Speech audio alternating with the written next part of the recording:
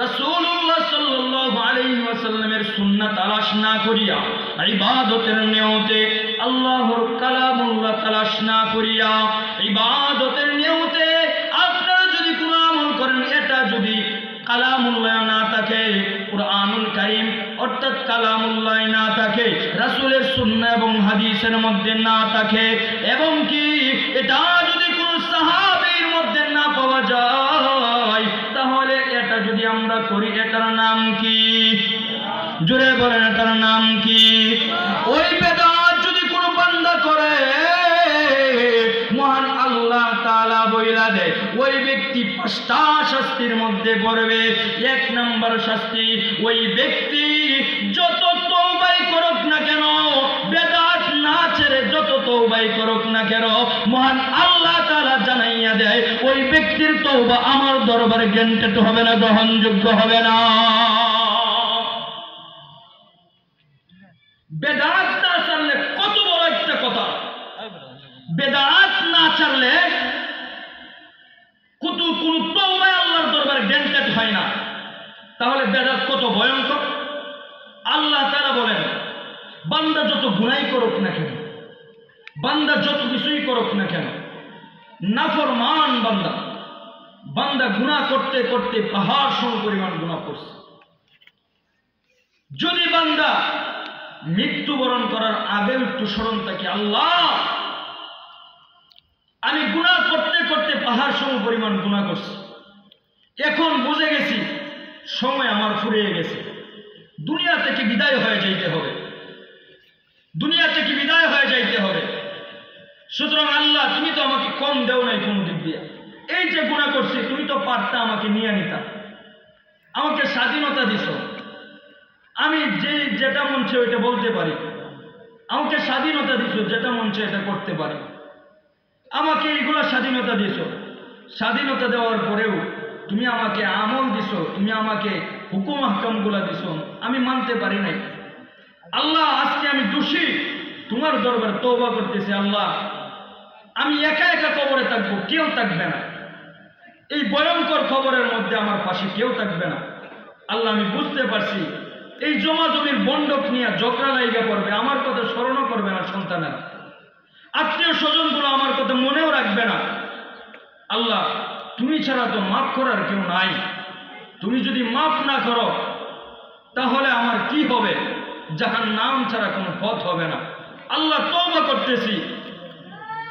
করতেছি, তুমি মাফ করে দাও। আল্লাহ বলেন ওই সময় যদি কোনো বান্দা তওবা করে, এবং কি একজন ব্যক্তি খ্রিস্টান, একজন ব্যক্তি ধর্মহীন হিন্দু, মাহবুবুল্লাহ কাসিমি সাহেব ময়মনসিংহের মুরব্বী একজন ব্যক্তি, ওনার কারগুজারি এবং আমার সাথী ভাই ছিলেন সাথে, দাওয়াতুল ইসলামের কাজ করেন, 3-4 জন মিলে গেলেন। একজন ব্যক্তি মরণাপন্ন অবস্থায় মৃত্যুর সঙ্গে এমনভাবে বাজার হতেছেন যে মারা যাবে, ওই সময় তারা গেছেন, গিয়া ইসলামের দাওয়াত দিচ্ছেন। ওই সময় বললেন আপনি কালেমা পড়েন। তখন ওই ব্যক্তি বললেন আমার আত্মীয় স্বজন সকলকেই বলেন ঘর থেকে বাহির হয়ে যাওয়ার জন্য। তো আমার সাথী যে ছিল উনি তো ওই বিষয়ে অনেক দক্ষ, উনি কি করছেন, মোবাইলটা বাহির করছেন, হুজুররা দেখে নাই। 2 জন হুজুর ছিলেন, বড় মসজিদ ময়মনসিংহ বড় মসজিদের একজন ছিলেন উমর ফারুক সিরাজি সাহেব, উনি দাওয়া করান উনি ছিলেন, এবং মাহবুবুল্লাহ কাসিমি সাহেব হুজুর ছিলেন। উনি কি করছে, ভিডিওটা চালু করে পকেটের মধ্যে, বুক পকেটের মধ্যে ফোনটা এভাবে রেখে দিয়েছেন। তো অর্ধেকটা ফোন বাহির হয়ে রয়েছে এইভাবে, অর্ধেকটা ফোন বাহির হয়ে আছে এইভাবে, ক্যামেরা চালু। ওই সময় বলছে সকল আমার আত্মীয় স্বজনকে, হিন্দু ব্যক্তি বলছেন বাহির করে দেন, বাহির করে দিছেন, বলতেছেন হুজুর সকলেই বাহির হয়ে গেছে, এবার আপনি আমাকে কালিমাটা পড়ান। কেন আমি জানি এটা সত্য ধর্ম, এবং আমার ইচ্ছা ছিল, আমি ওই ধর্মকে তালাশ করেছিলাম, আমার পরিবারের জন্য পারি নাই। আল্লাহ মনে হয় আমাকে কবুল করছে, ইসলামের জন্য দ্বীনের জন্য মনে হয় কবুল করছে। মৃত্যুর আগে আমাকে আল্লাহ তাআলা কালিমার ছায়াতলে মনে হয় জায়গা দিবে, আপনি একটু পড়ায়া দেন না জলদি কইরা। তো মাহবুবুল্লাহ কাসিমি সাহেব পড়ায়া দিয়েছেন লা ইলাহা ইল্লাল্লাহু মুহাম্মাদুর রাসূলুল্লাহ। জোরে জোরে বলেন না আল্লাহু আকবার, আরেকটু জোরে বলেন না আল্লাহু আকবার। তো যখন পড়ায়া দিলেন, পড়ায় দেওয়ার পরে ভিডিওটা তিনি কেটে দিলেন, ভিডিওটা রাখলেন, বাহির হয়ে আসলেন। বাহির হয়ে আসার পরে পরে একজন ব্যক্তি গেলেন, ডাক দেয়া বললেন আত্মীয় স্বজনকে, বাবার অবস্থা খুব ভয়াবহ, সকলে ভিতরে আসো। ওই সময় মাহবুবুল্লাহ কাসিমি সাহেব সহ তিনজন ব্যক্তি বাহিরে দাঁড়াইয়া দাঁড়াইয়া সূরা ইয়াসিন তেলাওয়াত করে।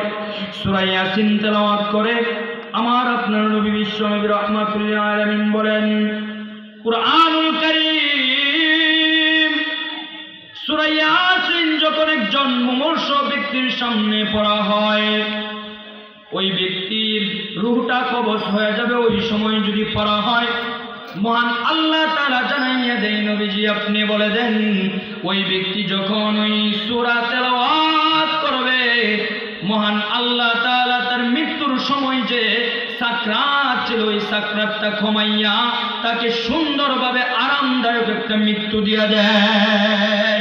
এই জন্য উলামায়ে কেরাম এবং কওমের ছাত্ররা মৃত্যুবরণ করবে এমন মুমূর্ষ ব্যক্তির সামনে দাঁড়াইয়া কুরআনুল কারীমের আয়াতগুলো পাঠ করতে থাকে, কুরআনুল কারীমের সূরা ইয়াসিন তেলাওয়াত করতে থাকে। ওই ব্যক্তির বিষয়ে, ওই ব্যক্তির ব্যাপারে ওইটা হয়েছে। কুরআনুল কারীমের সূরা ইয়াসিন তেলাওয়াত করতেছে, ইয়াসিন তেলাওয়াত করতে করতে করতে করতে এক সময় দেখে, কয়েক মিনিটের মধ্যেই দেখে ওই ব্যক্তি সংবাদ আসছে মারা গেছে। ওই ব্যক্তি কালেমা অবস্থায় মারা গেছে। তখন পুরানোর জন্য দোয়াবে। ওই ব্যক্তি যখন দোয়াবে, তার আত্মীয় স্বজন ওই সময়টাই বলে, না, ওই ব্যক্তির দোয়ানোর কাজটা, গোসল করানোর কাজটা আমাদেরকে দিয়ে দেন। কেন দেব? বলতেছে ওই ব্যক্তিটা শেষ পর্যন্ত কালেমা পড়ছে, তোমাদেরকে বাহির করিয়া দিয়া কালেমা পড়ছে, ওই জন্য। বলতেছে না না না, এটা কখনো হতে পারে না। প্রমাণ কি আপনাদের? তখন ওই ভিডিওটা বাহির করিয়া দেখা দিলেন, ওই যে তার প্রমাণ। তখন আর কোনো কিছু করতে পারে নাই। ওই ব্যক্তিকে কবরের মধ্যে রাখলেন। কবরের মধ্যে রাইখা যখন চলে আসেন রাত্রিবেলায়, মাহবুবুল্লাহ কাসিমি সাহেব স্বপ্নে দেখেন ওই ব্যক্তিটা জান্নাতের মধ্যে ঘোরাঘুরি করে। চিৎকার দিয়ে বলেন আল্লাহু আকবার।